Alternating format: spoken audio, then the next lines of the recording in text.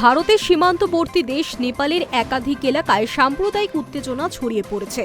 এই খবর সামনে আসায় পরিস্থিতির গুরুত্ব বুঝে সম্পূর্ণ সিল করে দেওয়া হয়েছে ভারত নেপাল সীমান্ত। তবে শুধু নেপাল নয়, এই অশান্তির পরিস্থিতির প্রভাব সরাসরি পড়েছে বিহারের রাক্সোল সীমান্ত এলাকাতেও। জানা গিয়েছে, নেপালের পারসা জেলার বীরগঞ্জ শহরকে কেন্দ্র করে এই অশান্তির সূত্রপাত। নেপাল প্রশাসনের পক্ষ থেকে বীরগঞ্জ শহরে কারফিউ জারি করা হয়েছে। পরিস্থিতি সামাল দিতে সর্বোচ্চ সতর্কতায় রয়েছে নিরাপত্তা বাহিনী। কিভাবে শুরু হলো অশান্তি?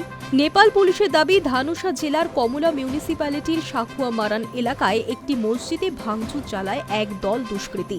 সেই ঘটনার ভিডিও দ্রুত সোশ্যাল মিডিয়ায় ভাইরাল হয়ে যায়। এরপরই পরিস্থিতি আরও জটিল হয়ে ওঠে। পুলিশের মতে, সোশ্যাল মিডিয়ায় দুই মুসলিম যুবকের অ্যাকাউন্ট থেকে হিন্দু বিরোধী মন্তব্য ও ধর্মীয়ভাবে উস্কানিমূলক কন্টেন্ট ছড়ানো হয় বলে অভিযোগ ওঠে। আর এরই ঘটনার প্রতিবাদে রবিবার সকালে পারসা জেলার বীরগঞ্জ শহরে বিক্ষোভ শুরু হয়। ধনুষা জেলার ঘটনায় বীরগঞ্জে প্রতিবাদে নামেন বিক্ষোভকারীরা। রাস্তায় টায়ার জ্বালিয়ে বিক্ষোভ দেখানো হয়, কিন্তু পরিস্থিতি দ্রুত নিয়ন্ত্রণের বাইরে চলে যায়। বিক্ষোভ চলাকালীন হিন্দু সংগঠনগুলির অভিযোগ, তাদের দেবদেবীদের উদ্দেশ্যে অবমাননাকর মন্তব্য করা হয়েছে, যা উত্তেজনা আরও বাড়িয়ে তোলে।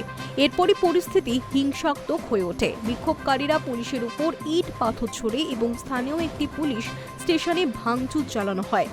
নেপাল পুলিশের পক্ষ থেকে জানানো হয়েছে, পরিস্থিতি সামাল দিতে পুলিশকে প্রায় 6 রাউন্ড কাঁদানে গ্যাস ছুড়তে হয়েছে। অশান্ত পরিস্থিতির জেরে বীরগঞ্জ শহরে কারফিউ জারি করা হয়েছে এবং নিরাপত্তা বাহিনী সব সময় কড়া নজরদারি চালাচ্ছে। বীরগঞ্জ ও সংলগ্ন এলাকায় উত্তেজনা বাড়তে থাকায় ভারত নেপাল সীমান্তে নিরাপত্তা আরও কড়া করা হয়েছে। পুরো সীমান্ত সিল করে দেওয়া হয়েছে।